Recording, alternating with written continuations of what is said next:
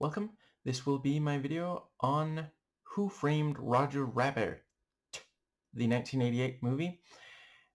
I'm going to start with a review that has no spoilers for the movie or anything else, and at a certain point after once I've done the review itself, I'm going to get into a spoiler discussion in the thoughts section, but I'm going to verbally let you know before I get into that so you can safely watch until you hear me say that I'm getting into spoilers. And yeah, so let's see. This was rated, I want to say PG. Disney Plus lists it as ages 9 and up.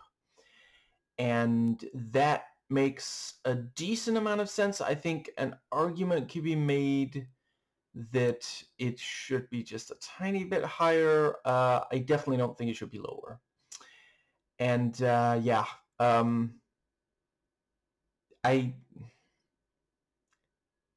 kind of really love this movie. Yeah. So let's start with the so yeah. The setup here is quite clever. I guess I should start by saying, let's see. If I recall correctly, this was based on a book or something. There was, I believe, there was some pre-existing property, at least, that was adapted into this. I am not familiar with it. I've heard some of the, some of the stuff that they were considering doing with this and a potential sequel and such. I think some of the sequel ideas sounded fine. I'm glad that they made the changes to this that they did. It's entirely possible that they work in whatever other property this was adapting, but I don't think, from what I've heard, it doesn't sound like they would have worked well here. I'm not going to go into them. Others have done, videos talking about those ideas. But yeah, basically, the this was, if not the first, at least one of the first movies where live action and 2D animation toons coexist. I'm not saying it's the first one to have both of those mediums, but genuinely, like, yeah, it's and I appreciate that does technically mean, there's probably some people who would blame this movie for the existence of Space Jam, which is not a particularly good movie. I hear the second one is in some ways even worse. But then at the same time, maybe some credit also goes to this movie for the existence of Looney Tunes Back in Action. And I think that movie does a lot right. Yeah, I am toying with the idea of doing a video specifically about it at some point. And just realized, right, so in case anyone was wondering why I'm doing this movie now, welcome back to Neo-Noir-Vember. Because that's another part of the setup here. This is technically, I suppose well, let's see. I guess it's technically neo-noir when you make a movie that in some ways could have been like an actual noir. See, the thing is, the movie's set, back in the heyday of the, film noir, And if, hypothetically, let's say that you had a time machine and you didn't want to make yet another Terminator sequel. So instead what you do is you take the script from this movie, you travel back to the 1940s, and you try to get this made into a movie. There's not that much that has to be changed, and that's, it's one of those things. I'm not saying that always works, but when it does, it really is something. I'm quite fond of movies where, made decades after, but made as if it was, yeah. Um, and I don't think I want to give too much away. I'll just note, we're following a private investigator as he, tries to solve a mystery. And that, yeah, like they genuinely did such a good job making this feel like part of, it feels like you're getting a glimpse, 93, no, 97, I guess, 97 minutes of just looking at, well, this is, bet you didn't know that there was a world like, it feels like just going to another country or something. The movie does this wonderful thing of at times taking it completely seriously, that tunes, Looney Tunes, as well as Merry Melodies, I think, what were the Disney ones called? And anyway, the Disney and the Warner Brothers together at last, though apparently it was somewhat contentious. Yeah, for that to coexist with the real world, with live action elements, and yeah, at times it's taken completely seriously. Like there's pathos, and then at other times it's, it is as silly as as the concept implies, and as a lot of those, well, yeah. And so from here on out, if I say tune, I'm talking about either a character from one of the, you know, yeah, animated Disney shorts or Warner Brothers. Guess I don't even have to say shorts, do I? Or one of the actual short films that they appear in. I'm not talking about all animation. But yeah, it's as, yes, I've made my point. Let's see. I think that pretty much brings us to the yeah, the psychological accuracy is genuinely, like, if you haven't watched this movie in some years, if you haven't watched this since you were a kid, give it another watch. If you, unless you're just completely burned out on it, because like there's more than you might remember going on, and they genuinely do a really, really solid job of making this, yeah, like, I guess I don't really want to give away, but I'll just say there's, yeah. And I thought they did a really good job on making it feel like, essentially, if you went to the right place, you could go to Toontown, which is what the movie calls the yeah, that's where all the cartoons live. And there's so many little things where just because like before this came out, there was already the term cartoon logic.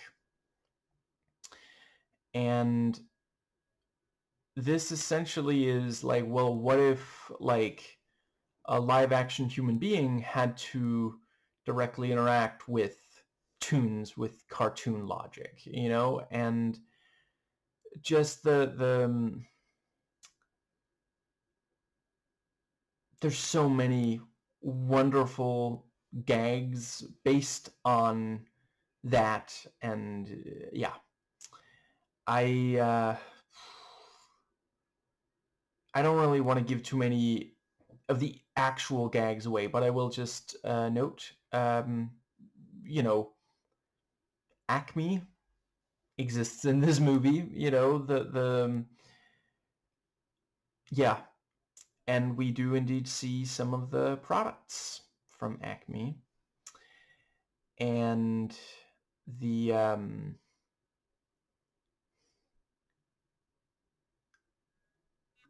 yeah, I think at least for now that's all I'm gonna say about that. But yeah, the level of detail is quite impressive.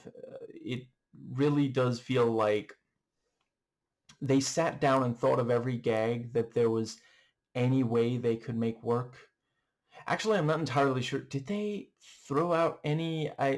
Let's say I think at least one of them was like adjusted, but I'm not sure I've heard of them having to outright, you know, remove any. But they really, it's very impressive. I am deeply impressed. And the let's see. Yeah. So yeah, the dialogue is really great. There were several times where it felt like just they were, you know, like they might as well have been quoting. Sometimes they do paraphrase. Actual film noir. And I think that might just about cover the writing. So the direction, this is one of those cases where it's kind of ridiculous that this was at all doable. And you know, I understand they did some tests to make sure, you know, and like proof of concept and such, you know, to convince the executive suits.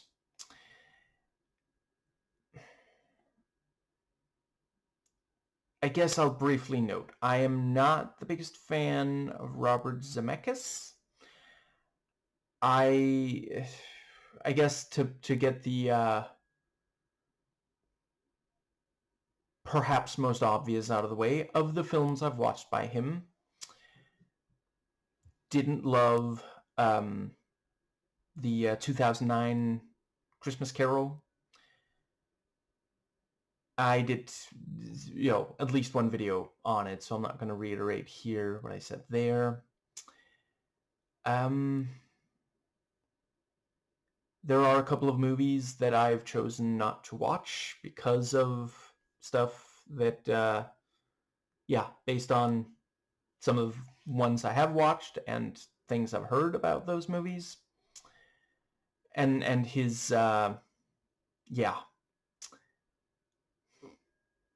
I guess I might as well say here, yeah, he can be pretty misogynistic and racist. And there is some of that here as well, sadly. Now, I don't think I'm going to spend too long talking about Death Becomes Her. I admire, you know, well, let's see. There's a couple of things. One of them is the message about, like, is that a spoiler? I guess just in case, I'll just say, because I'm pretty sure if you've watched the movie, you know what the message is. It's very, very clear by the end of the movie, at the very least. And yeah, the effects, there's a lot impressive stuff there. I love the melodrama of it. I do appreciate that it is misogynistic, so that's obviously an issue. I'm quite fond of the second Back to the Future movie. I thought the first one was fine. The third one felt like, well, we can make more money if we make another one. And yes, I know they made the second and third around the same time. I'm not saying, basically, from what I understand, when they, the first one was an unexpected success, and then they made, they decided to make 2 sequels so that they could make more money, even though, like, if we're being honest, in my opinion, I'm not saying, you don't have to agree with it, that third movie really did not need to exist. And yeah. Okay, I'm just gonna rip the Band-Aid off. I think highly of his Beowulf movie, the 2007 animated movie. I know. Sue me. I made an entire video talking about it, so I'm not going to talk more about it here. I think that's everything by him that I have watched. And, yeah, I don't know. I might watch more at some point, but just, honestly, I think some of what, let's see, I think it was Broy Deschanel did a really solid video talking about the politics of, and suddenly I can't remember what it's called. That's not the title. The Forrest Gump. And I think that does cover, yeah, I don't know. My personal favorite is either of the ones that I've watched, all of which I've just listed. It's, I guess, honestly, I think it's a tie between Beowulf, Back to the Future Part 2, and this.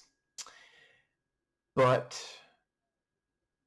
one thing that he definitely does quite well is integrating, integrating live action with special effects of some kind. In this, it's, I appreciate some people would say 2D animation is not a special effect, but I'm going to talk a little bit in this video about how they actually did that. And I think by the, once I do, you'll appreciate, okay, that's a special effect.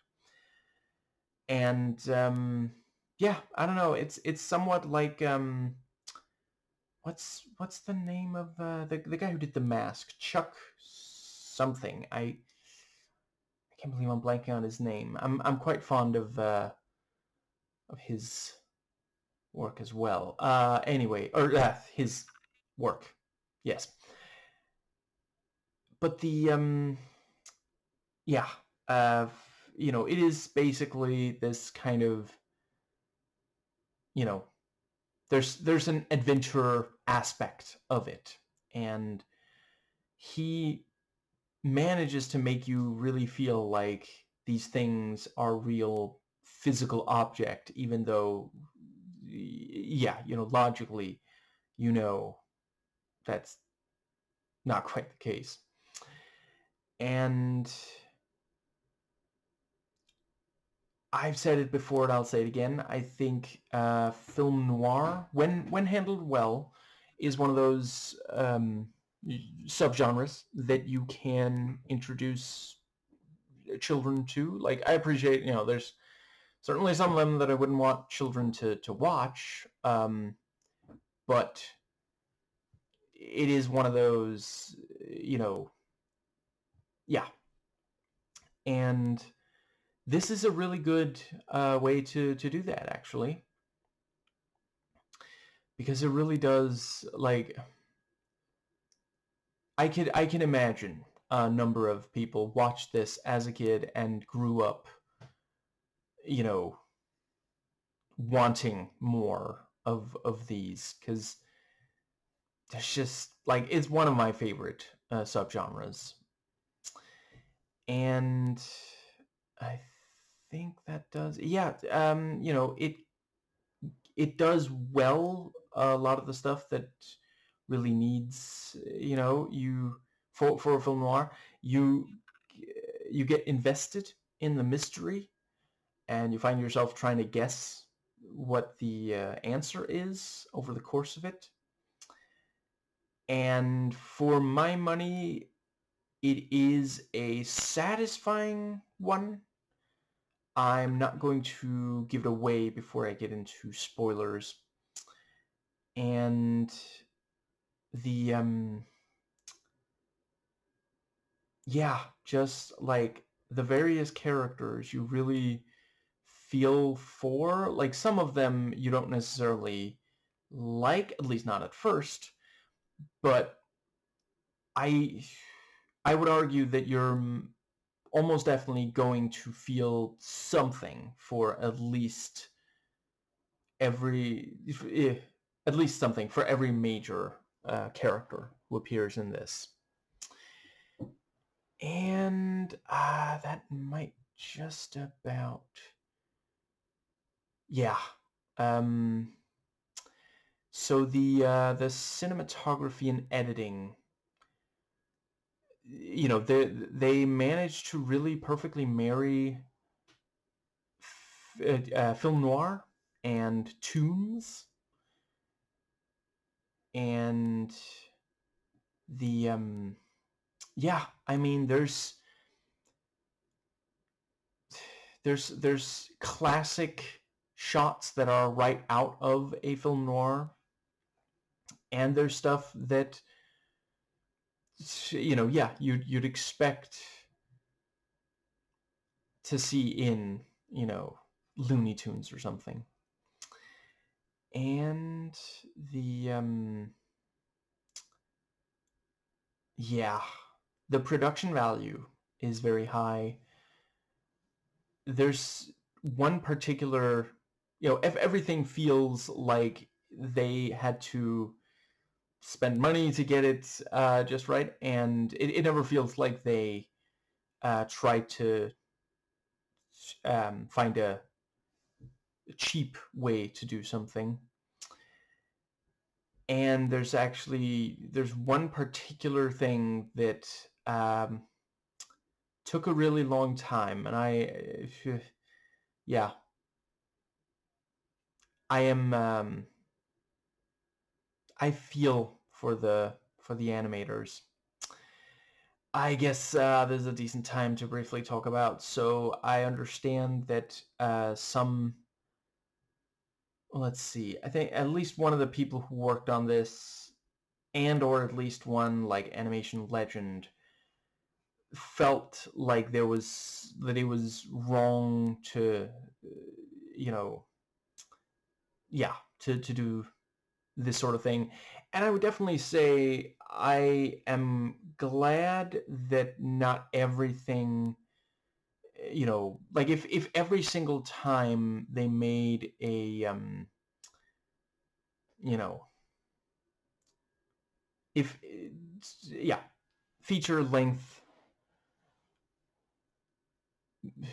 movie that had 2D animation that was made by Disney or Warner Brothers, if it was like this, yeah, I'd be like, that's too much. But then, I'd pretty much say that with every, like, no matter how much I love of a movie or show or the like, I wouldn't want everything to be made that exact same way, or even like derivative of it or something. But oh right, I guess did I miss one? Was there one more movie that combined 2D and live action? There was a Chippendale movie. I haven't watched that one. I've just heard about it. Anyway, that one's I've heard that is not good. Oh, and didn't they make? Was there a Tom and Jerry movie maybe with that also combined the two? Whatever. I'm getting into the weeds. The let's see. I am really glad that this movie exists and Looney Tunes back in action. And I think that does. I do appreciate taking issue with this, even if you didn't, even if one didn't think that there would be more than one movie like this, to think that there was something wrong with it. Um, I don't remember the exact quote, let alone who said it. IMDb trivia is where I read it, so if you want to know, you can find it there. Now, I think that does... Yeah, the set design and locations do a really good job making, crafting this film noir world where it still feels like, tunes fit in. Because there's a lot of film noir where tunes would absolutely not fit in. And that's also, that's one of those fun things that we don't think much about, but yeah, I mean, animated 2D shorts, tunes did exist during film noir. There's actually some, some places you can get a DVD where there's a film noir feature film, and it'll also come with, for example, a tune, maybe something else. Let's see, I think they called it Night at the Movies or something like that, where just, yeah, there'd be, because, back in the day, that's how it would be. There would be, tune and a movie or two, or, yeah. So it really is, and obviously back then they would not have combined, that's in a yeah, they would not have made a feature film in live action that had stuff that was really obviously 2D animation, And I think that pretty much covers. Yeah, the costumes also, again, the balance between toon and toon friendly and the film noir thing. And I mean the animated costumes, but that feels weird to say. Yeah, I never know how to talk about that aspect when I talk about animated stuff. And the makeup also, again, same as with the costumes. And it is like there's only so many movies that I've watched that have Bob Hoskins, but I'm not sure I have seen anything else that he's in that that would have really made me think of him as, like, you know, doing something quite like this. Like this kind of at least one point, another character refers to him as a sourpuss. That's a good way to put it.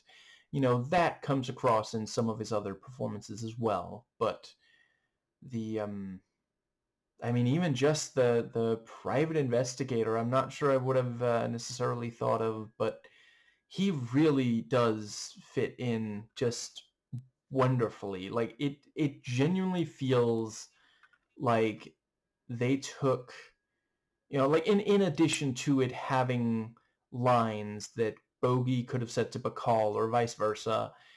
Yeah, like if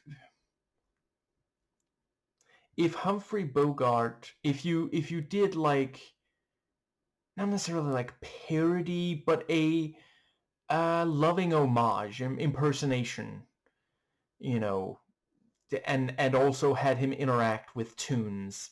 Yeah, like this is you'd end up with something like this. And yeah, the music, I really appreciate them fitting in tune music and also having this effective, like, atmospheric music where just, yeah, like you're on the edge of your seat kind of thing. And the sound design, again, just so impressive that they're able to balance between tune and film noir. And yeah, so the characters, so Hoskins plays Eddie Valiant, a private investigator, and he does not like tunes. I'm not sure I'm gonna talk about why in the review itself. It's set early on in the film, but I don't know. I think it's maybe most effective if you don't know going in. And he will have to, you know, there's I guess he has to deal with these tunes more often than he'd like, and they get some good stuff out of that. The titular Roger Rabbit is a tune and is indeed like, if it's kind of like if Bugs Bunny didn't already exist. Although then there's definitely also some Daffy going on with him. He's not quite as smooth as Bugs. He's, yeah, in some ways more of a Daffy, but definitely very very classic tune character. And like when you've known him for 2 minutes, you feel like you've known him all your life. You feel like he's always been part of Looney Tunes. And I think I will...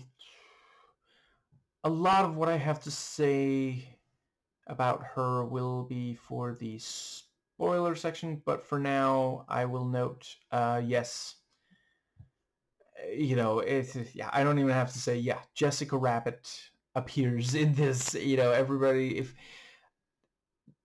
if you ask, you know, a random person on the street, they'll know that Jessica Rabbit appears in, yeah, they do such a good job of having her really effectively be this, femme fatale, um, where they really, yeah, just, you know, and that is one of those places where, the movie definitely is male gazy more than, the way that she's, drawn is very much meant to, and that's also why, yeah, I'm not sure if, like, yeah, I would not personally show this to, like, a small child. And I appreciate that there was always, violence and intense material in some of the old, Looney Tunes and Merry Melodies. Um, I wouldn't necessarily show those to children either. Yeah. Now, I think that does bring... I distinctly remember being a child and being like, this is for kids when I watched those. I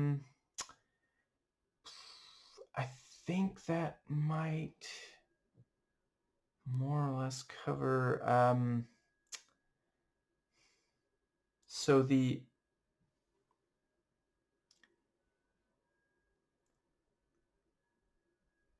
there's a character in this, a judge called Doom, and he's played by Christopher Lloyd. I'm not the first person to say we owe such a debt of gratitude to Christopher Lloyd for all these, like, truly iconic roles. And yeah, this is one of the best of so to briefly acknowledge, a couple of the other ones obviously being Uncle Fester, where he really managed to just disappear into, like, there was a while where I could just barely recognize that, yeah, the guy who played that role also played some of the other ones that I've seen him in. And that's also one of those where they manage to, sometimes he's funny, sometimes there's actual, like, yeah, emotion. Obviously, he's great as Doc Brown. I'm not sure I even need to say very much about that. Just the energy there is truly spellbinding. You can't take your eyes off him. I'm not saying he played the best Klingon of all time, but I think a case could be made he played the most Klingon of all time, and probably my personal favorite that isn't named Worf. And the holy crap, are that... I feel like there's at least one more. I mean, obviously I'm quite fond of his Sin City 2 character. Wow, is that really? Huh. Okay. And here, like, he said that he found this role really fun to play, and it shows. Like, just the menace of him, and he gets such a perfect introduction. Like, immediately, okay, this guy, you really don't want to get on his bad side. And let's see. I think that is what I'll say for the... Yeah. So that brings us to the pacing. So it keeps to a quite fast pace. That is one thing I will say. If this is the first noir thing you watch, I recommend.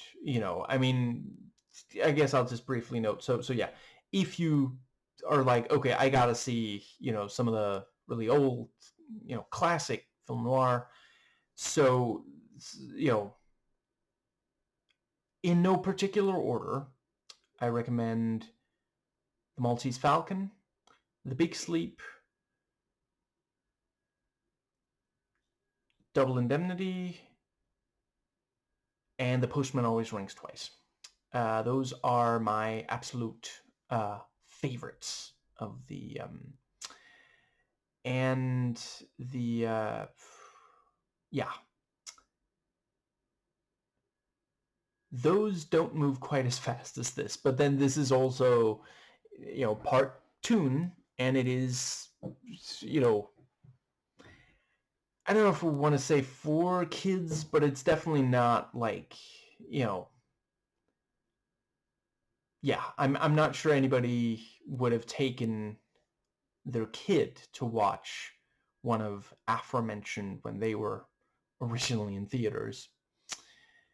And the but yeah, it manages to keep to a great pace without rushing ahead either. And that brings us to the special effects. So basically,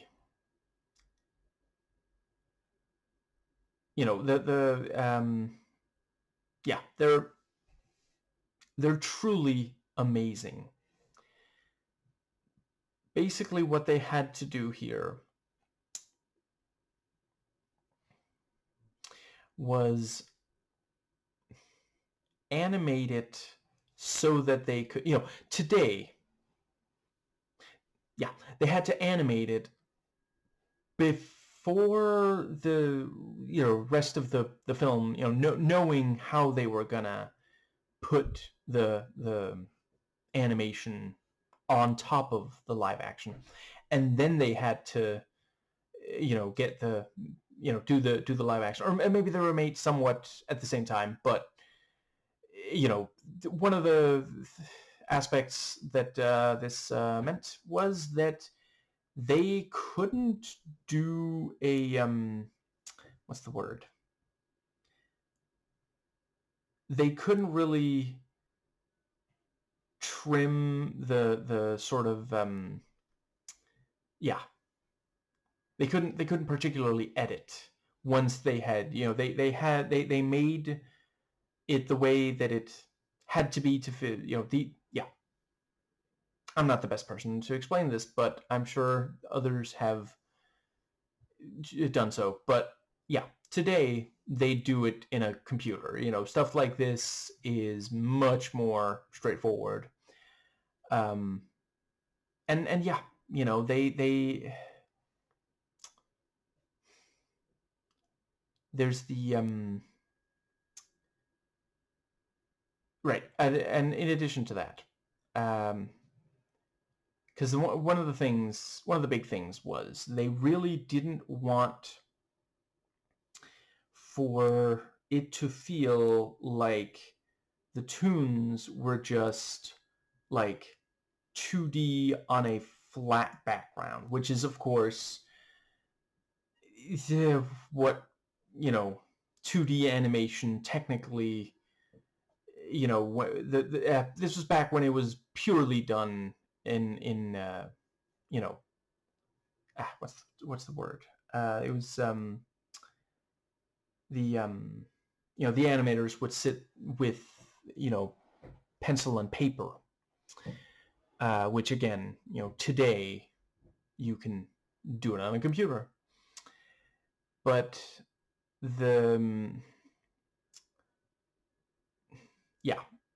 in order to make it, not seem like just flat background and such, they had the camera move in a way that made that, it's, impossible. And the camera will turn around or, move. Just, again, not the best person to explain this. And it really is like, holy crap. And there's dynamic lighting.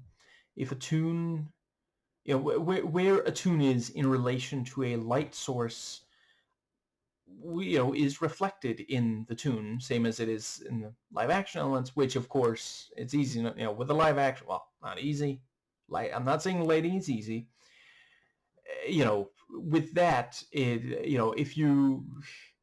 what I mean to say is, if you're lighting one actor and there's another actor right next to them, then you can effectively light both at the same time in a lot of cases. But with 2D animation combined with that, you have to animate the lights on there and make them work with the live action light source. So it's completely ridiculous. Like, my heart really goes out to them, the animators who worked on this. And in addition to that, every so often, a tune will directly interact with a live action element. It can be something simple, like just, bumping into a table, for example, and the table will wobble.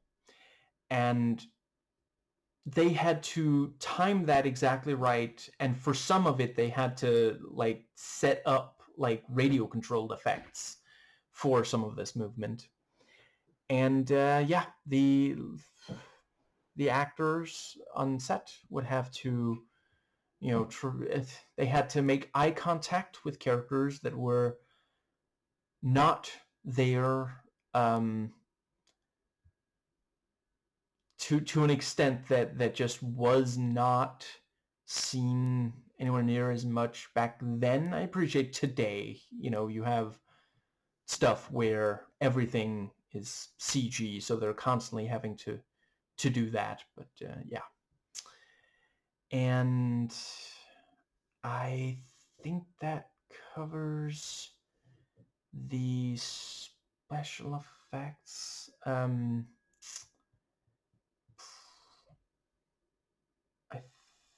think that so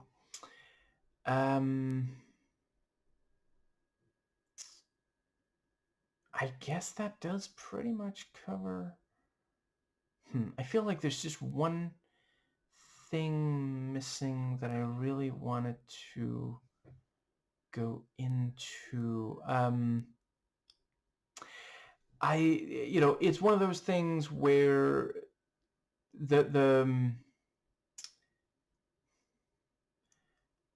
there's so many tune elements that, like if you bring a 9-year-old to watch this, or at least in 1988, I appreciate today, it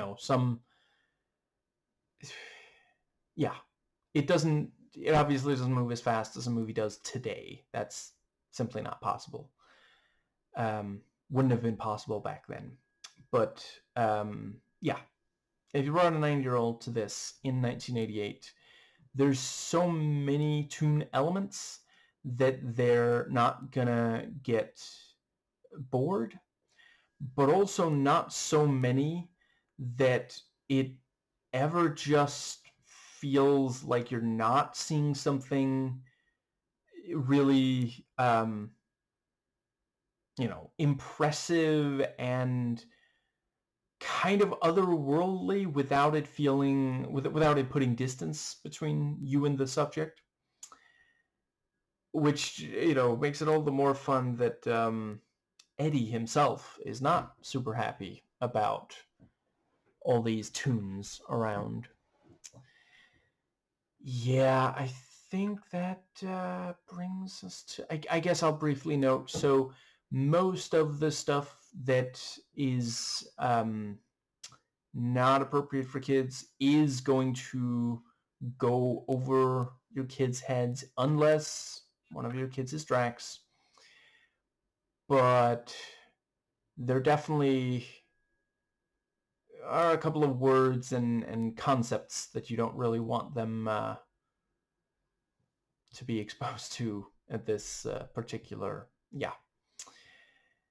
And I think that might pretty much cover... Yeah. I rate this 8 totally tremendous trips to Toontown out of 10. And that brings us to the thoughts section. So from here on out, I am spoiling absolutely everything about this movie. This is your final warning to turn around bright eyes. So I think I'll briefly go over... Yeah, as with some other of Zemeckis' work, the women don't get to play that active of a role a lot of the time. I do appreciate, Jessica gets at least some, and it is genuinely cool that, she actually helps Eddie solve the case. And, certainly Dolores really comes through for Eddie. But yeah, Zemeckis, I don't know. I hope he's changed by now, but some decades back he said that women shouldn't get to go on adventure,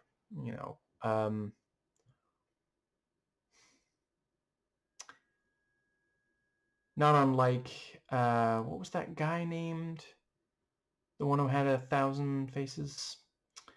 Maggie Mae Fish did a really solid video talking about, the issues with the monomyth. And yeah, in addition to that, you have, but yeah, for how competent she is, Jessica spends the last chunk of the movie just hoping, that he'll save her and Roger. And I do also appreciate that is part of his growth, his character growth, but it doesn't have to mean... It didn't have to be either or.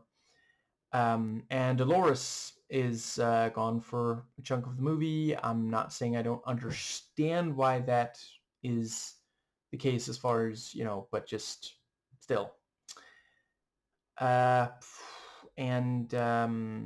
Yeah, before I... so there's a little bit more about the misogyny, but I do also want to briefly talk about, yeah, the... Yeah, one of the Toon Bullets is Native American, and they really go... Yeah, we sure this wasn't made in the 40s?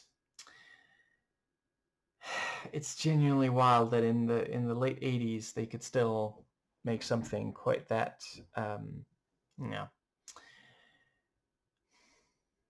like, it's not that far away from, like, the original animated 2D Peter Pan, which, for my money, is not as good as... Let's see, I want to say it's called Peter Pan and Wendy. I want to say 2023 live-action remake of the 2D animated one. I personally think that makes some incredibly welcome changes that, yeah. I think that does cover that aspect then. Yeah, so last little bit about the misogyny. So apparently her name is Lena, or was it Dina? Uh, yeah, one of those. And yeah, it's this really obnoxious thing where some misogynists will say that um, it's horrible for a man to have to be around a woman who's conventionally unattractive, and I'm just saying it's crap like that that gets the sitting president to say quiet piggy to a reporter doing her job. Wouldn't it be nice if he did his job? Oh, wait, when he does his job, things end up even worse than when he doesn't. And I think that does cover... Right, and obviously with, yeah, the aspect of the misogyny, how oversexed Jessica is. I do really appreciate that she does still, it's one of those... Do you think... I wonder how the manosphere feel about Jessica Rabbit, because, like, she looks the way they say all women that, if a woman wants an alpha male, she should look like Jessica Rabbit. But Jessica isn't interested in money. Like, the fact that he's essentially a movie star never comes up in like, there's the thing about, what do you see in him? And she says, he makes me laugh, and, like, obviously it's played for laughs, but it is like, that is one of the most there's these... Yeah, one of the top scorers of the various when they do like a poll where they ask women what they look for in a man. It's I don't think I've seen a number of them, and I don't think I've ever seen one that suggested something that someone in the manosphere would say women are actually after. Although I suspect if it did pop up in one of them, the manosphere would quickly stop saying that. Was it chicken and the egg thing? I don't know. And let's see, I think that might just about cover the yes. Yeah, the mystery itself, genuinely nicely done. And yeah, I had not guessed that it would turn out to be Judge Doom. The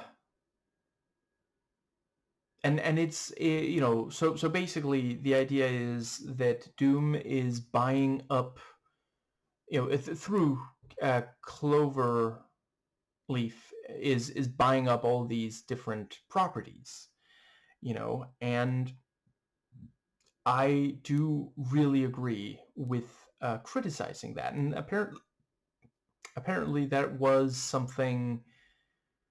Let's see. I think it was that there was talks of making a movie with this same plot.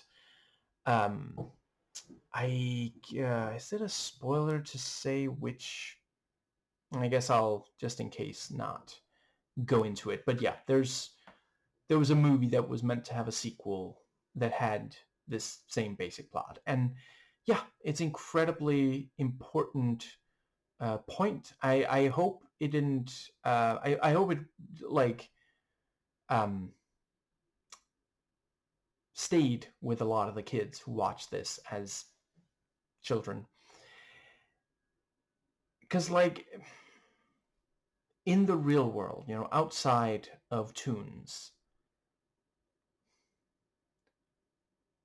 Monopoly, truly terrible board game and practice in business. Isn't it interesting that Monopoly originally was like made by an anti-capitalist who wanted to criticize capitalism, and then capitalism did what capitalism does and, you know, co-opted it, and now it's just thought of as, let's see, from what I've heard, it's a little more fun to play now, but it was made to not be a very fun game to play. It was just meant to illustrate how horrible aspects of capitalism is, and it does a good job. But yeah,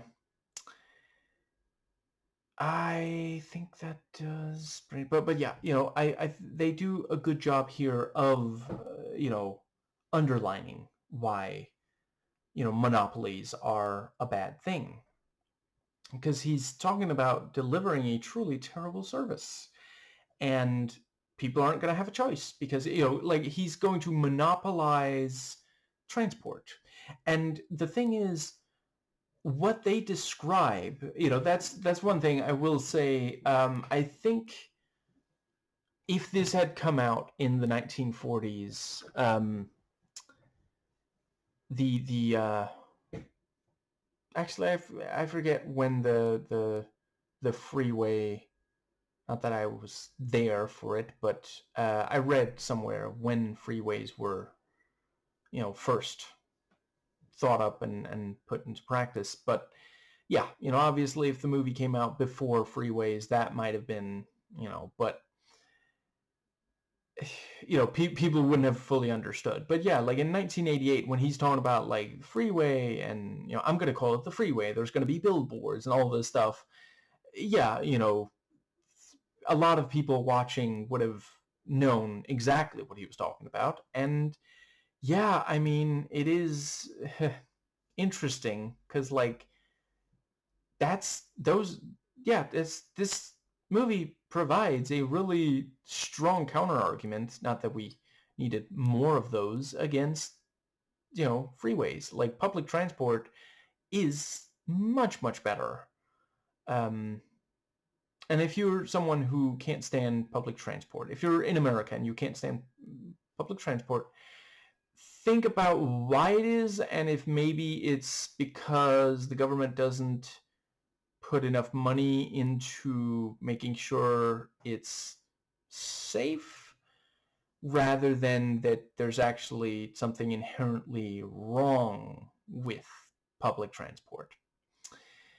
Now, I think that does, and you know, the movie does a good job of saying, you know, there's the thing about, like, he uses the red car to get, you know, yeah, as and let's see, we have the, I think that pretty much covers the overall, yeah, I think, let's get to the, oh, right, I think I forgot to mention at the start of this video, but yeah, this video itself is also intended to be for ages 9 and up. Yeah, I think everything else is going to be scene by scene. So yeah,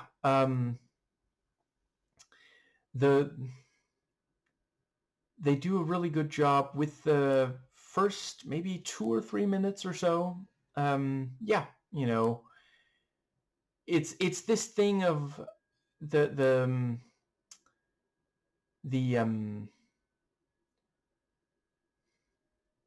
I'll admit, I haven't watched every Looney Tune out there, but from what I recall, they did not get as, you know, like the way that the camera will move during the animation in the opening, you know, tune.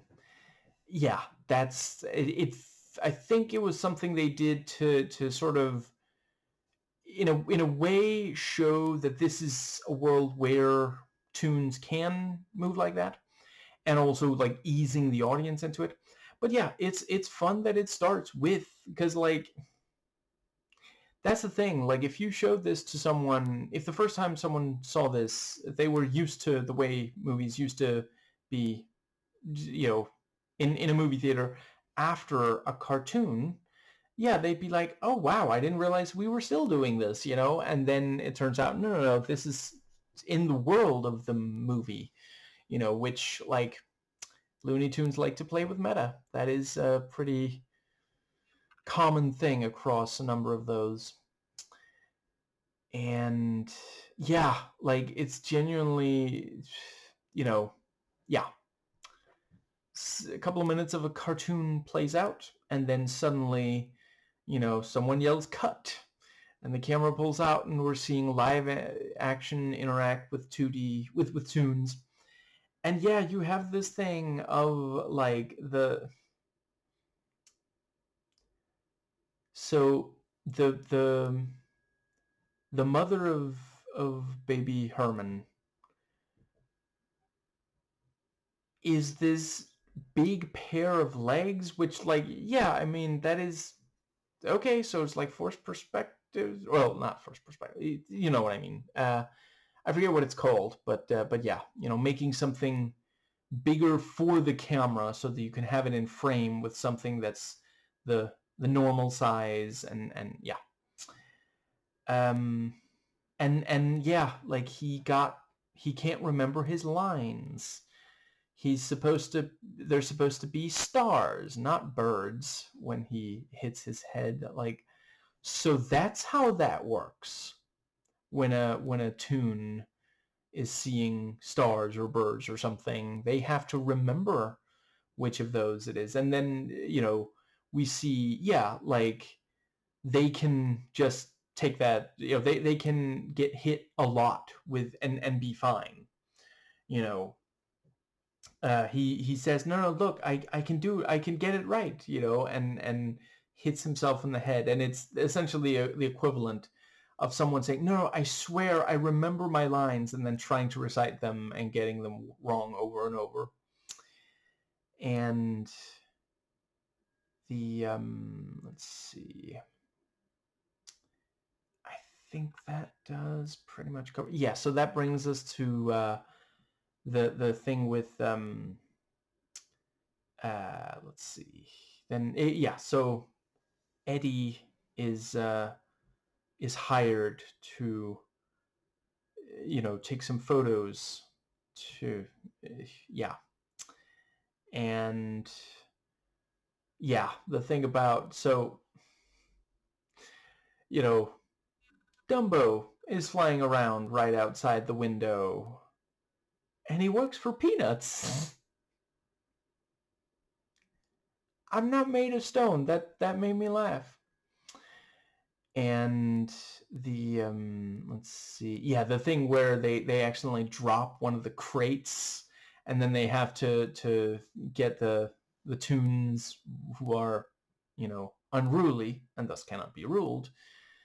And yeah, one of the ones that really, so yeah, he mentions, Dumbo's on loan, so's half the cast of Fantasia.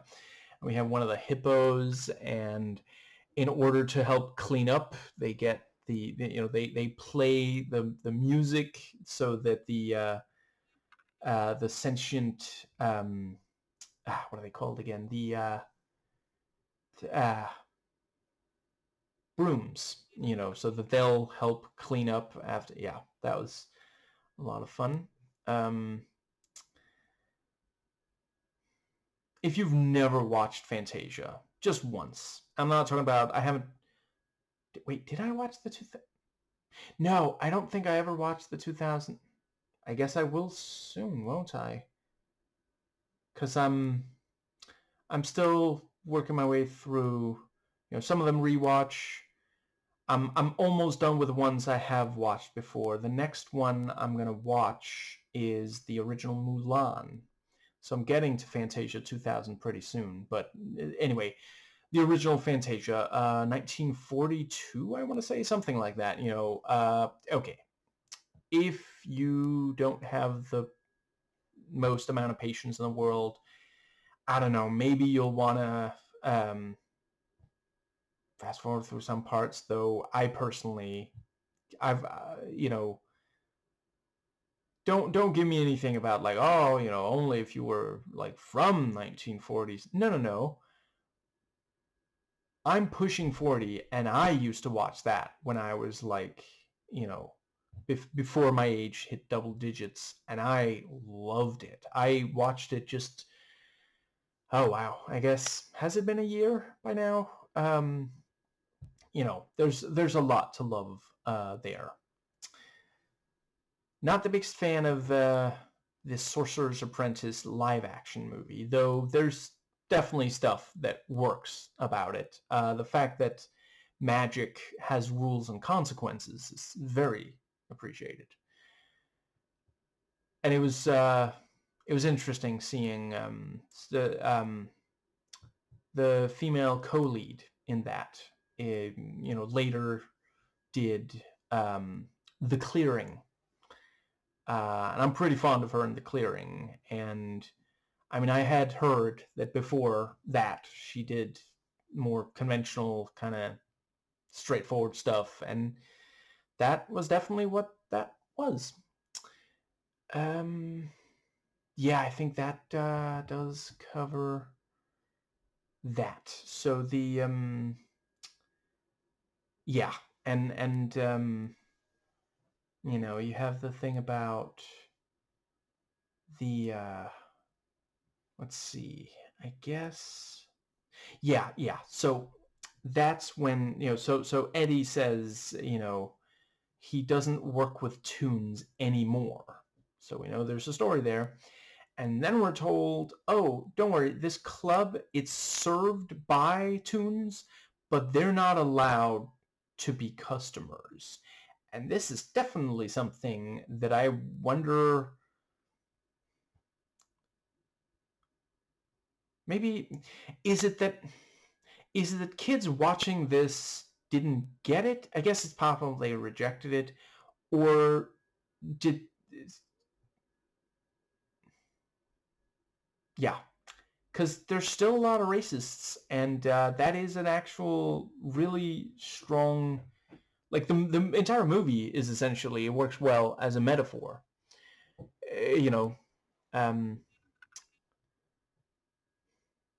I can't do a passable Bo Burnham impersonation, so I'm just gonna do the quote instead. It's a metaphor for racism. Because one of the things about racism, yeah, I don't know if they still exist. I hope they don't. But there was a while where if you were African American, you could perform, but you couldn't eat or drink in the in the same exact building, So yeah, that is interesting to have in here, and I do appreciate it. I don't know if I don't know, was the... Because that's the thing, like,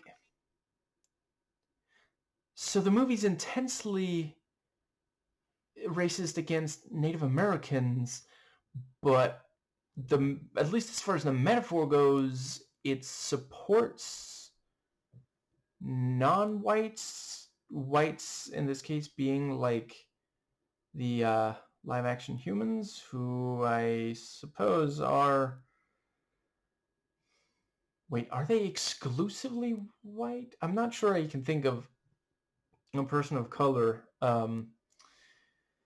Yeah. Now let's see, because by the end he accepts the yeah. and even reacts, like Roger asks, you're not already a sourpuss, are you? And he reacts in the tooniest way that he could.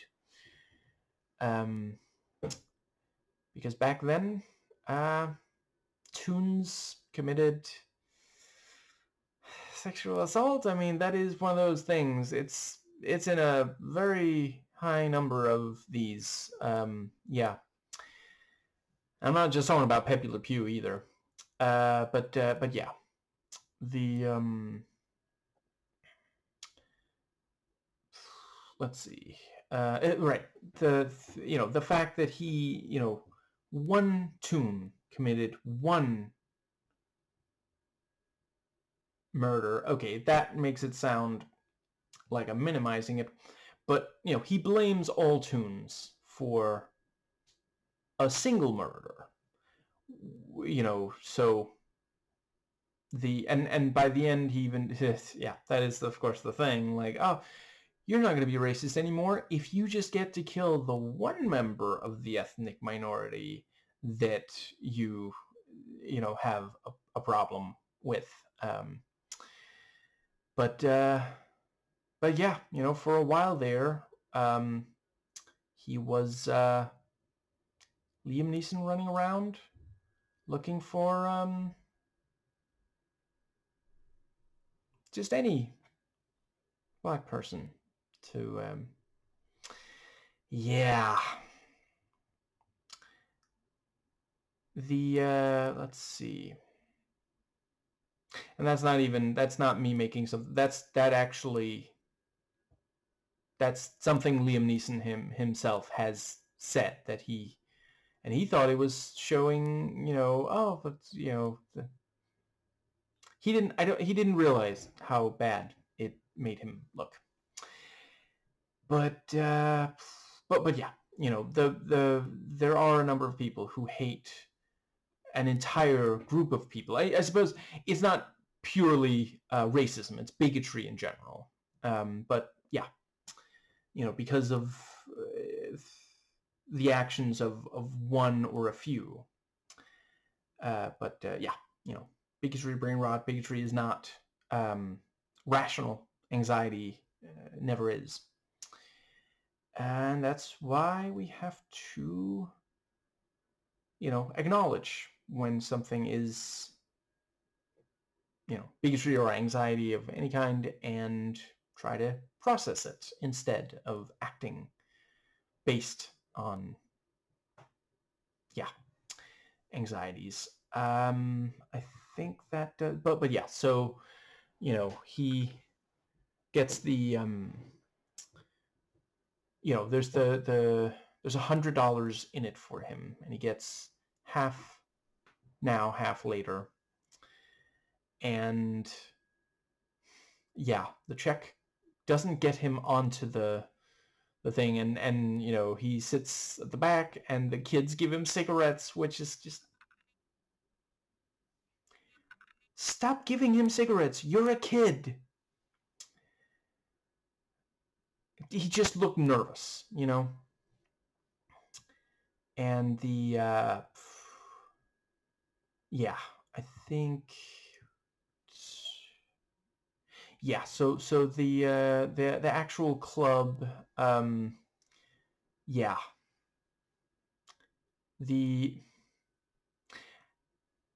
I guess before I go further, I'll just briefly acknowledge, so yeah, I already mentioned, this is in part about monopolies, and currently, in at least some countries, you can stream this on Disney Plus, even though Disney is, trying to create a monopoly,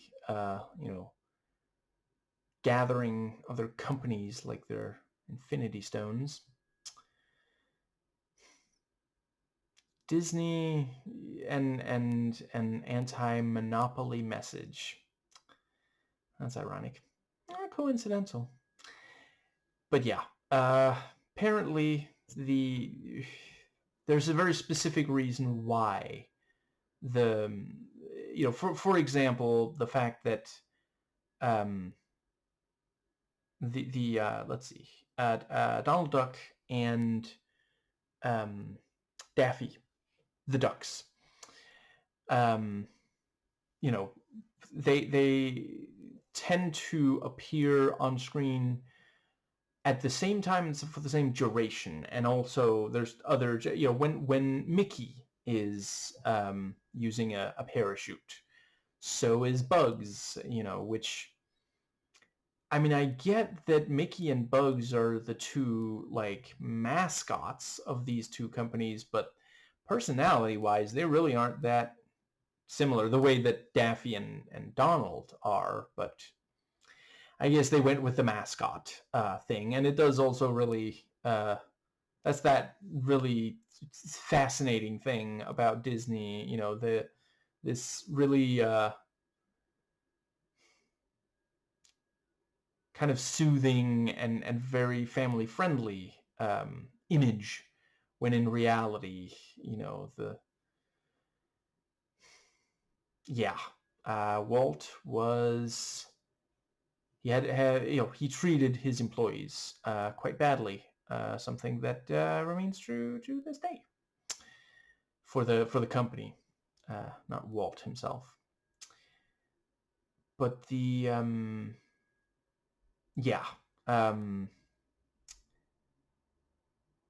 is. I definitely agree that if Donald and, like, having watched quite a few Donald and Daffy tunes, if they met, they would really, there would be conflict. And yeah, I think it's Acme who points out they never actually finish their act because they always start arguing. And yeah, the bit where right now I forget which of them, but one of the ducks is like playing both pianos at the same time. That was, yeah. And I guess, yeah. So I'm not making any excuses for the character of Betty Boop.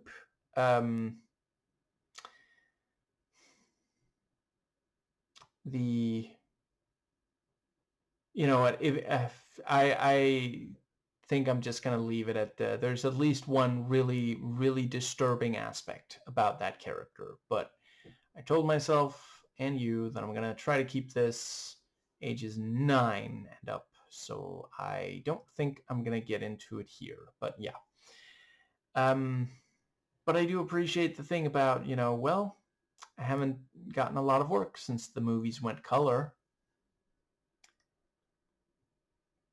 That's genuinely a fun way to comment on, because, like, in real life, there were a number of incredibly talented people who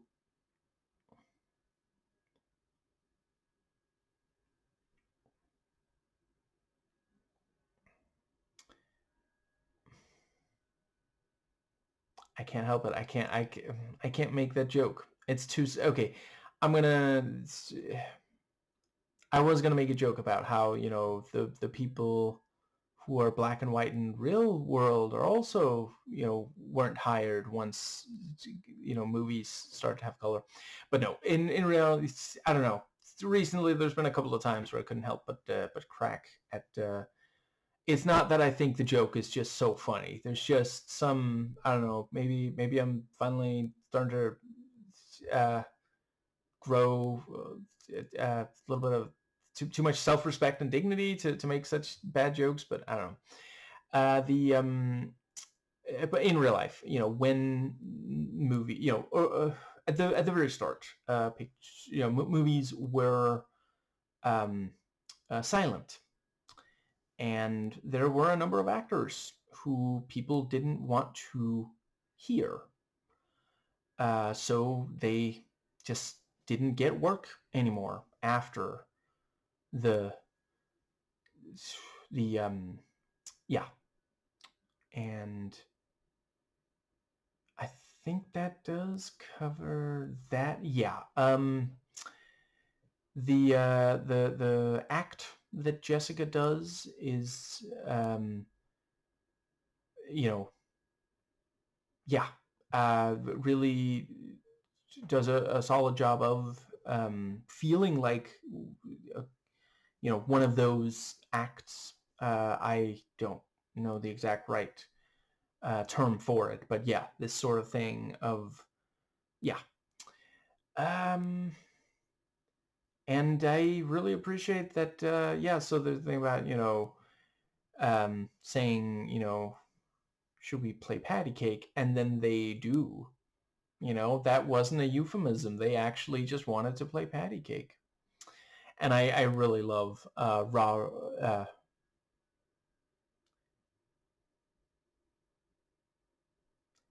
Roger flipping the still photographs over to make it look like animation. Um, and yeah, the thing with the, yeah, Walt sent me as the password, so Walt Disney obviously, and which is just a fun, so it wasn't like, it was a Warner Brothers, not Disney, picture, but yeah, 1988, they weren't making feature length 2D animation. That was a Disney thing, and some other studios, but well, let's see, did Warner Brothers? There weren't, as far as I'm pretty sure Warner Brothers, if they've ever made one, it was after 1988, of like feature films that are purely Looney Tunes, that no live action elements. And I I don't think I've heard of it if there is feature length Warner Brothers Looney Tunes film.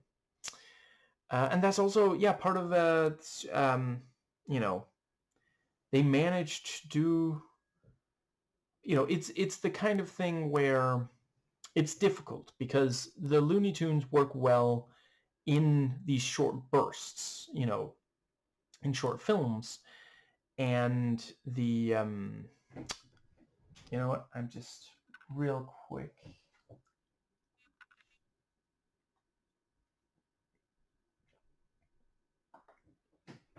Gonna take my,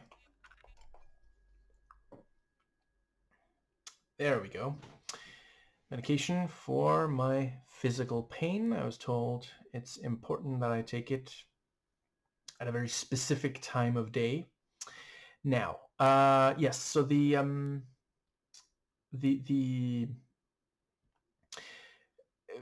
yeah, the for with animated Disney ones, the feature length ones tend to focus on other characters.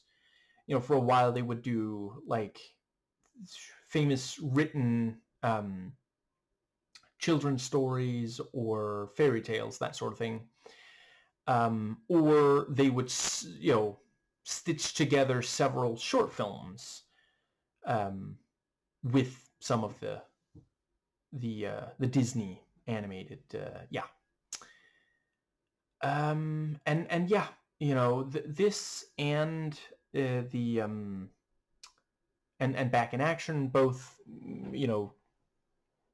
at least one of the leads is a live action human character who has a more like, they fit in the world, but they also have goals that are very distinct. Like, I don't know, I I can appreciate it might not work to just have 90 minutes of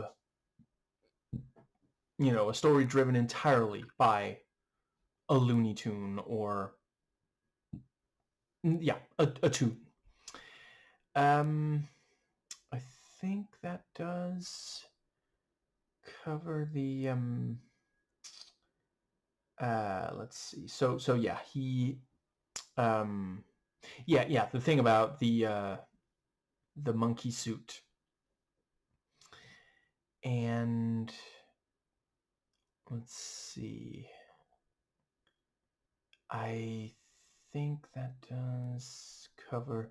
Yeah. So let's see. You have the thing about the I guess that brings us to the body being found. And yeah, the thing about, so it was done with a safe, which of course, Eddie is like, these tunes, man, my brother, it was a piano. Um, yeah.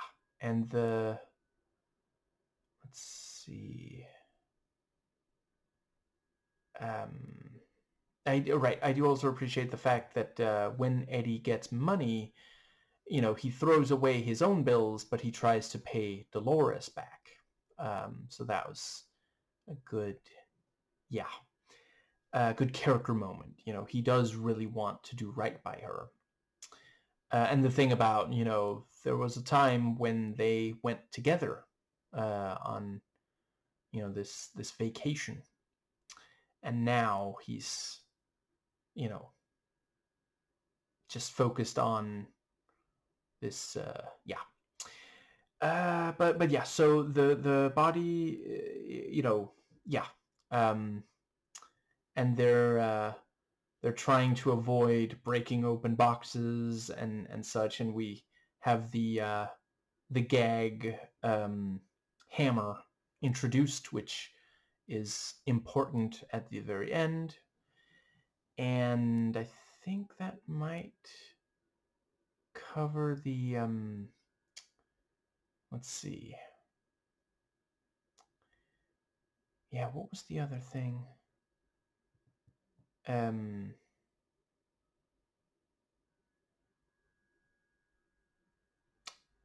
yeah. So, he pretends to bend over to tie his shoelaces, and tries to pocket the joy buzzer, and then you know Judge Doom shows up, and very cool that so for most of the movie he's walking around with his cane, and then at the end we see it was hiding this sword. Very, very cool. But yeah, and then he uses the joy buzzer on yeah.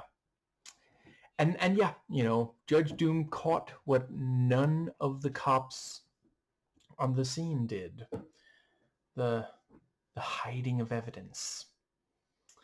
And it also immediately tells us that Doom is going to serve as some impediment to Eddie, but we don't, before Jessica tells us, we don't necessarily figure out that he's actually in on it, and it's that classic thing of, he could fake, he could stage a crime and then write it up any way he wanted to, kind of, the yeah, um, someone in law enforcement being corrupt, which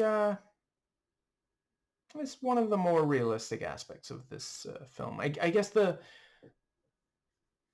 it's really just the fact that there's so few of them in this, and it's really only the tunes. Wow, that's an unfortunate implication if they're going for an anti-bigotry message. But I think, I guess I'll briefly note. So, according to IMDb trivia, Tim Curry was approached, but he was so scary in his audition that they didn't cast him as. Or wait, was that why, or whatever? He was scary, and they didn't end up casting him. And the I definitely could imagine that he could also have done an amazing job. It's hard to say if it would have been even better, because there's really no false note here. Like, there's roles where I'm like, okay, that should have been that other, but here, like, that's really difficult. And, Tim Curry has a number of really iconic roles himself. So, yeah, I do think it works incredibly well. Now, let's see. I think, does that bring us to the yeah, and we meet the yeah, the weasels who have to be protected from laughing themselves to death. And in Toon rules, one of them, even as they're floating off into heaven, they're still able to, affect physical objects in the real world. I think that pretty much covers that scene. So let's see,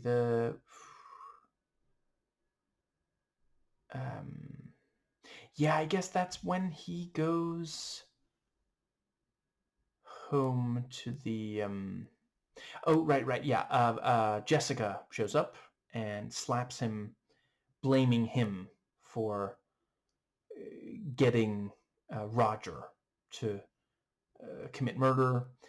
And it's one of those things. So the good thing there is that it, this is the first time that he directly interacts with her. He saw her at the club, but they didn't have a conversation there, and let's see, she danced with Acme. I'm not sure she danced with Eddie. Anyway, but you have so she makes clear she does not think that, I mean, at that, did she know? She might have done it for show for the other cops, so they would think that she bought it because she knew that it was a frame job. But certainly it makes clear to Eddie and the audience that this is entirely unlike Roger. And yeah, I think the next thing is him going to the office, and yeah, Baby Herman saying, expressing his view, very understandable. And yeah, the way that he acts around the nanny is obviously also pretty misogynistic. Yeah, and I think, is this when he talks to Jessica in his office, or is it like, let's go through that as well. Yeah, you have the iconic line, "I'm not bad, I'm just drawn that way." And yeah, the thing about solving the mystery. And then he goes home, and I really appreciate that they stretch out the scene before we realize that Roger is there. If you look closely, you do see him in the bed even before the full reveal, like when they're face to face. But yeah, and the Eddie going around, and we see he took we see some of the pictures he took. We see his brother, and we have the thing about the right. I also like the he doesn't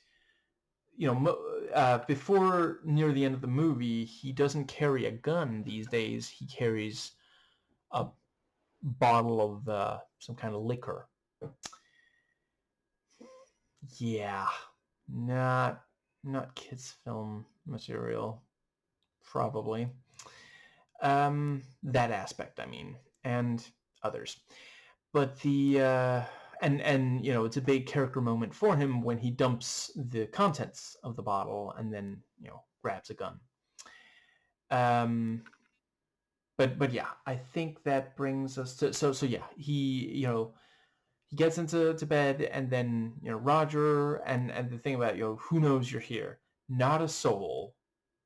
And it's such a great, because like that's where, like, if this was one of the film noirs, there would just be the further conversation. But because it's Toon, then he goes on to win. Oh, I mean, everybody knows I'm here.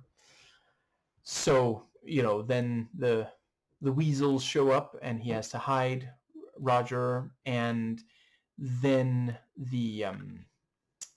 then they can have the conversation that would have transpired earlier. But yeah, he handcuffs. Yeah, that was genuinely such a great. And then the thing about, well, I don't have the keys to these, and the weasels come in, and then he says, oh, don't mind me, I'm just doing the dishes. And then every so often, he has to let Roger up to so he can spit out some water, and then he goes under the water again, and just, yeah. And yeah, of course, classic film noir trope. The protagonist is a private investigator solving a case, and doesn't work directly with the regular law enforcement, has to solve it on his own. And yeah, yeah, the thing about the weasels shoot their way in to get yeah.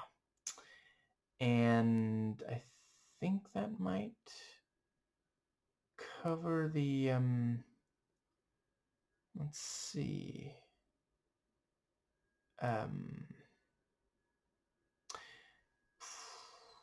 Yeah, so the oh right, I like the part where the way he discovers, oh, the will is in the pocket, with the glass, and looking glass also. Yeah, the anyway, then we have they so yeah, they go to the bar, and hide. And yeah, and there's a thing about the yeah, so yeah, he cuts the yeah, and then Roger takes it off without cutting it, and then he's like, you couldn't have taken that off sooner? No, it wasn't funny enough. And the yeah, the thing about, so obviously if you do take a kid to this, they're probably going to prefer the tunes to, for example, Eddie. But it is probably more a message for the adults watching. But yeah, it is important to, like he says, every tune loves to make people laugh, and it is important to find something uplifting. It doesn't have to be laughter, but so that is a good yeah. And yeah, so the thing where he's like dancing around to the music, which I think well, let's see, did they say that was the Looney Tunes?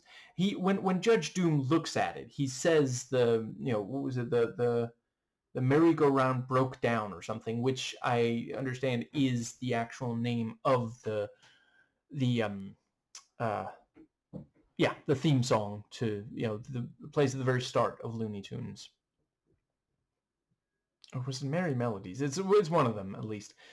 But the yeah, and he's singing and making them laugh, and the whole, yeah. And then there's the thing where it looks like the the guy who didn't like Eddie is going to give them up, and he says, there was a rabbit in here, and Eddie's like, I knew it, and then he's like, hi, Harvey.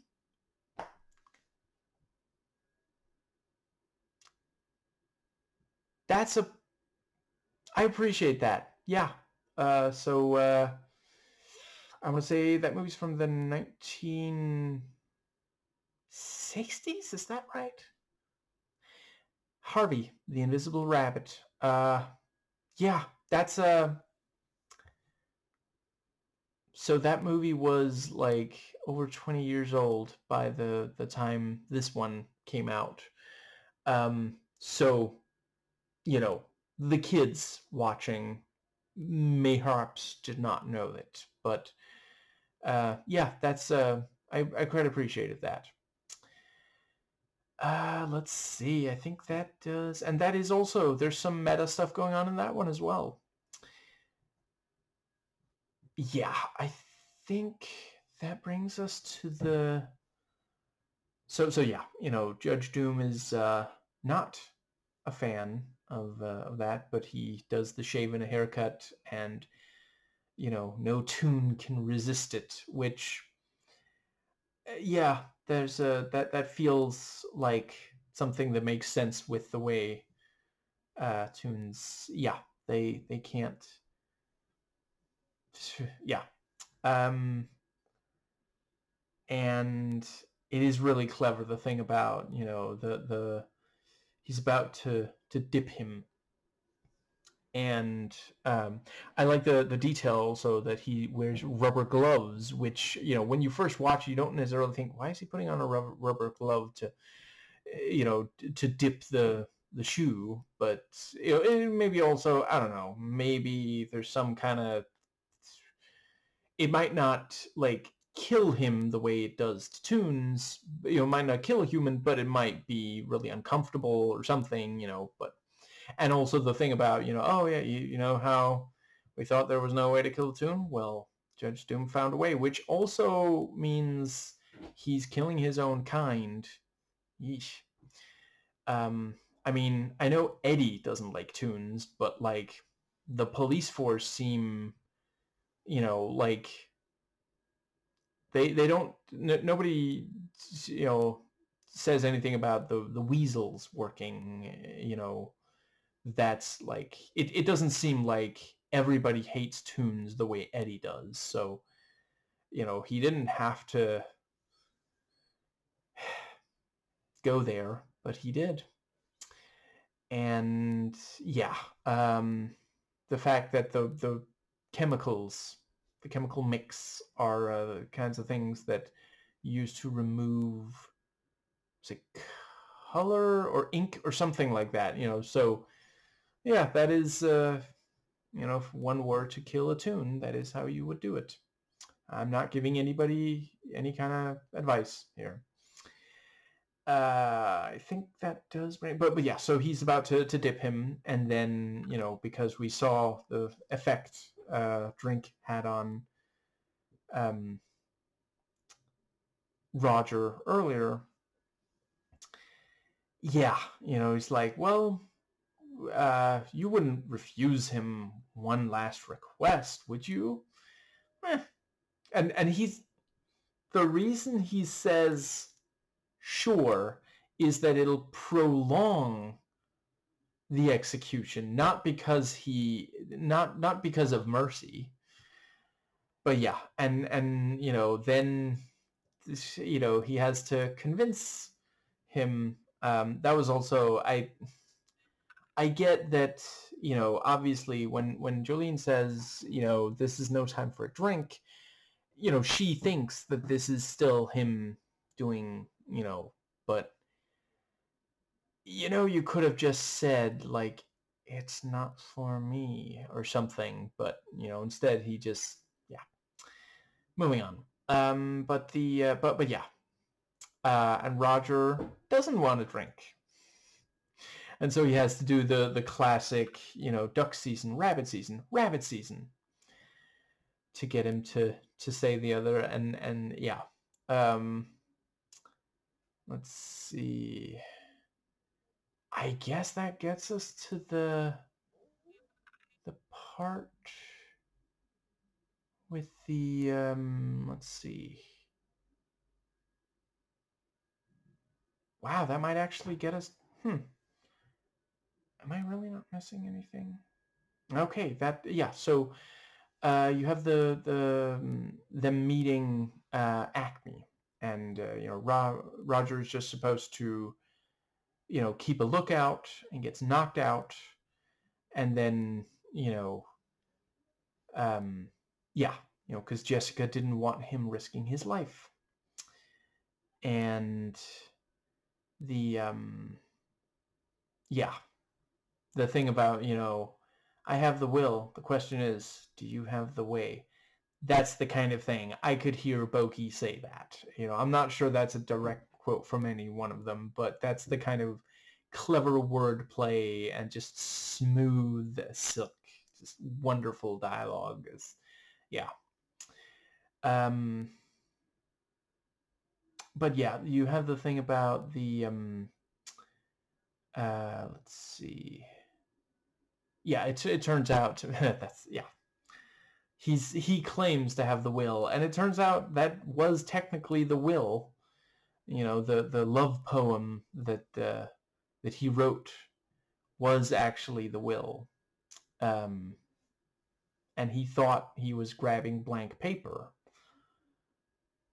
Yeah, very, very nicely done on that. Let's see. But yeah, so he what's the word? He gets the the thing about, is this a gag? No, but this is, and then he sprays him in the mouth with the I forget what it's called, but yeah, clowns spray themselves and each other with it in the face. And yeah, and then he gets shot by Doom. That felt very film noir, seeing the gun. And yeah, let's see. Yeah, and so he drives after. Let's see. The oh right, I can't believe I completely forgot the escape. Was really great as well. Where so in the back of the police car there is an entire car, Benny, and yeah, some really fun stuff. It's yeah, and I guess that brings us to the let's see.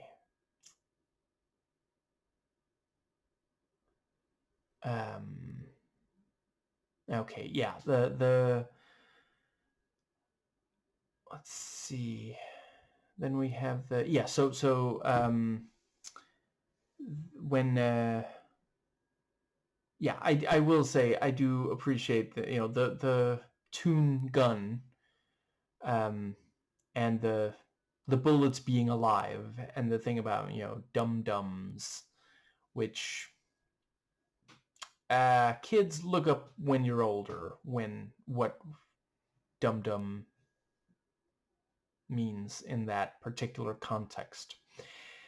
And yeah, let's see. So he you have the thing with the building. He thinks he found her, but he found the the other Toon woman that so yeah, not a fan of the shaming of commercially unattractive people, but I did quite like, so he opens the door and then he's like in, yeah, there's no floor, so he falls down, and then Mickey and Bugs, and the thing about, do either of you two have a spare? I have one, but I don't think you'd like it. You better give it to him. And then it's literally a spare tire. That's genuinely funny. And yeah, as he says, he is a stinker. That is exactly the kind of thing that Bugs would do.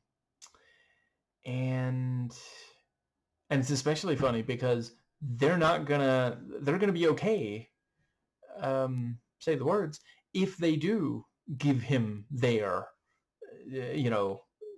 because they, unless there's dip down there, and we see there isn't, they're gonna be okay. It might hurt, but he would actually, yeah. And the thing with Tweety Bird and this little piggy, I ran out of piggies.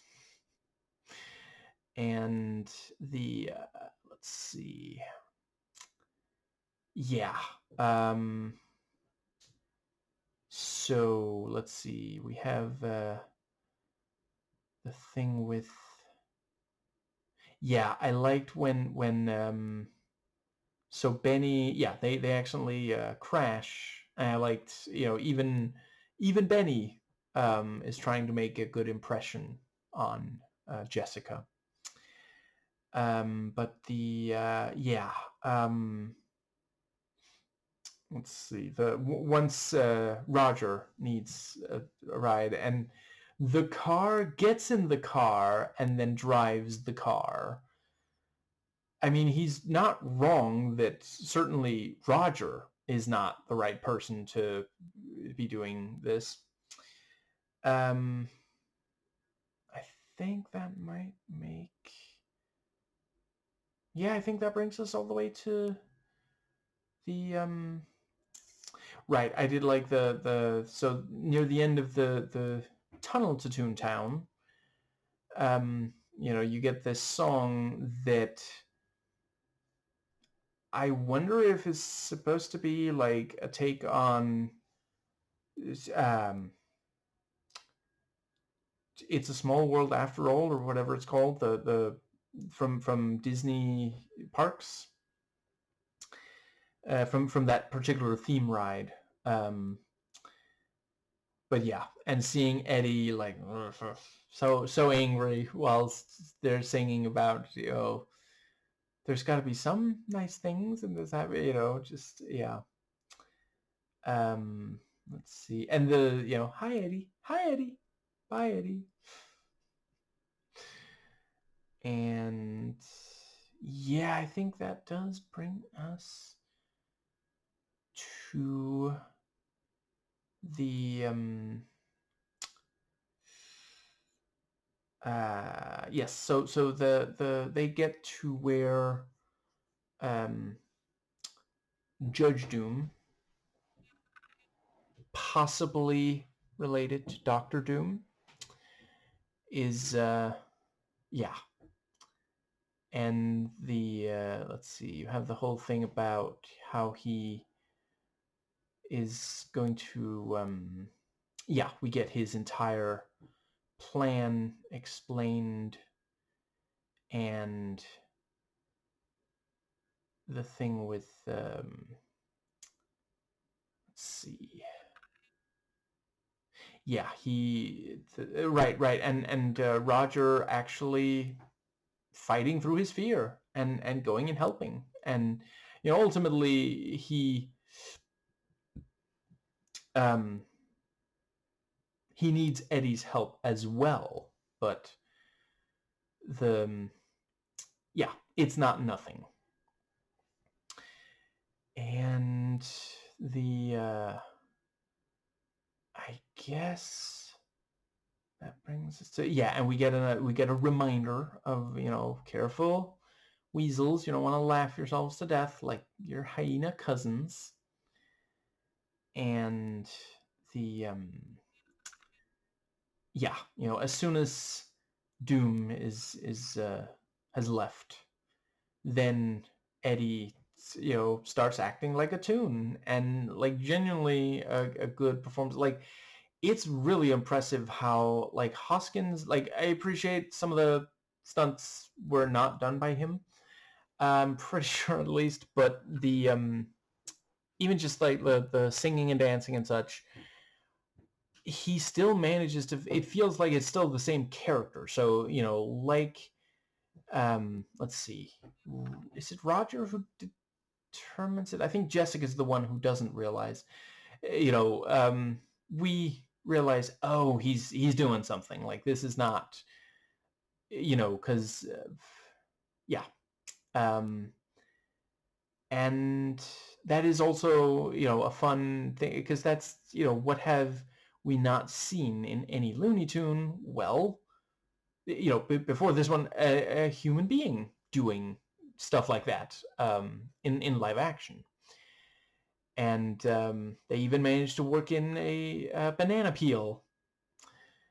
And let's see, yeah, he manages to get a bunch of them laughing, and eventually they're dead. And I thought they did a really good job on the way that it'll slowly move towards the two rabbits, the spray, and then Eddie will manage to stop it or get it going off in another direction or something. But it's a very effective, climax to the movie.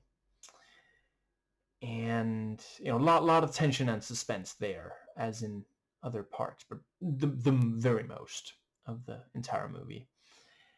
Yeah, I think that does bring us to, so yeah, Doom comes back, and he gets sprayed, and then we see the yeah, it's revealed that he's a Toon. And the thing about how he does the high-pitched voice, and he's got the red eyes, that's, he never found out which Toon killed his brother, but he'll never forget those red eyes.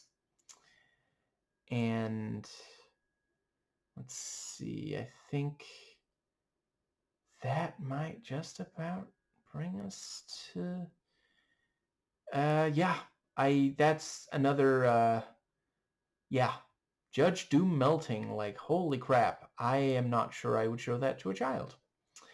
But that was also a very fun reference to The Wizard of Oz. I'm melting. And let's see, I think that does bring us... I like that Porky Pig discovers his sign-off by, yeah, nothing to see here, folks. Show's over. And I guess that pretty much covers... I feel like there's one more thing that I really wanted to make sure to say. I do really appreciate that Dolores returns there at the end. Or is it Jolene? Wow. My brain just struggles with names sometimes. Pretty sure one of those names was right. And you have the thing where... what was the other thing? Let's see. You have the cop who earlier, yeah, it was in a way where you could believe that he would trust Eddie, by the end of the movie, but you understood why he didn't at the early point in the film. Yeah, so obviously there's a bunch of the tunes that I haven't called out specifically. Every cameo that I recognized was really cool. I appreciate them saving, like, I think the most we see in a... Well, let's see. No, yeah, of cameos at least, in the shortest amount of time, is there at the very end, after Toontown has been saved. Yeah, I think that... Yeah, I like that Jessica, she's like, my hero, and then she goes to Roger instead of Eddie. And I guess that pretty much covers, yeah, and the will means everything works out. What a happy end. Humans and tunes are friends again. But yeah, I think that might ultimately cover, I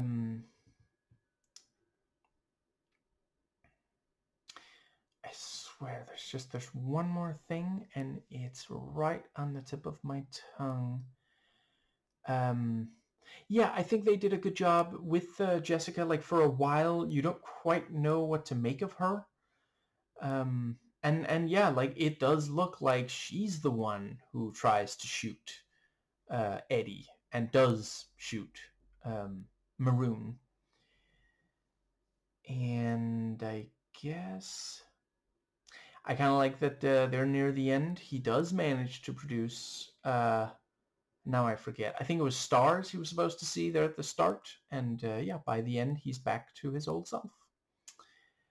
And I like that, once he's in Toontown, when Eddie,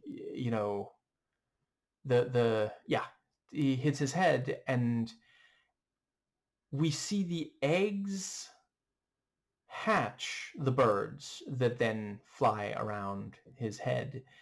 And then he like shoves them away, and at least one of them gets stars over its head because it hit its head, which very fun bit of double gag meta thing.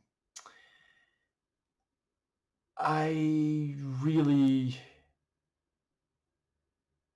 feel bad for the animators for having to deal with the bit where the lamp is,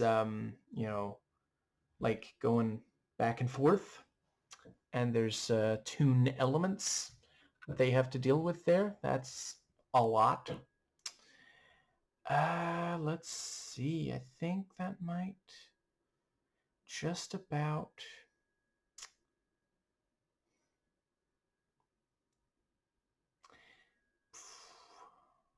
Yeah.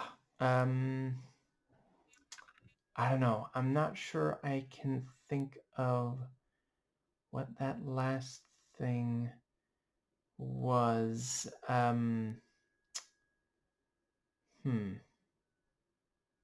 Yeah, I don't know. Maybe it is not something too important, hopefully.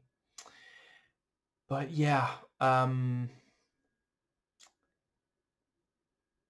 don't know. I hope that some of the recent ones that also have both live action and 2D animation, perhaps even toon, I hope that at least some of them are really amazing. I do think that you can do other things than this exact thing.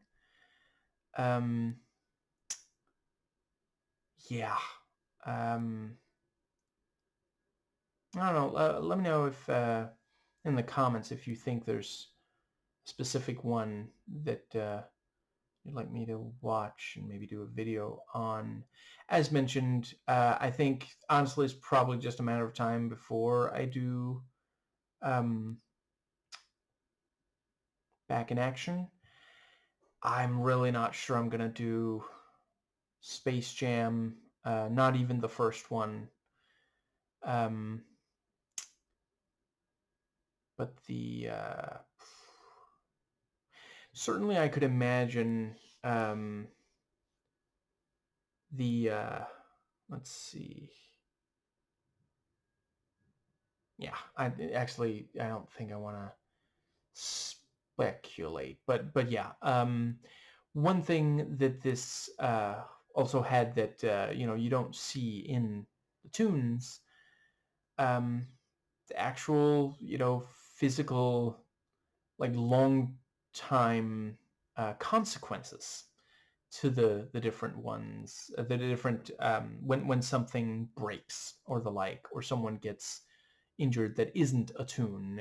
That's a good way to also be offering something that you just couldn't see in anything that had come out before it. And I think that might cover everything for this one.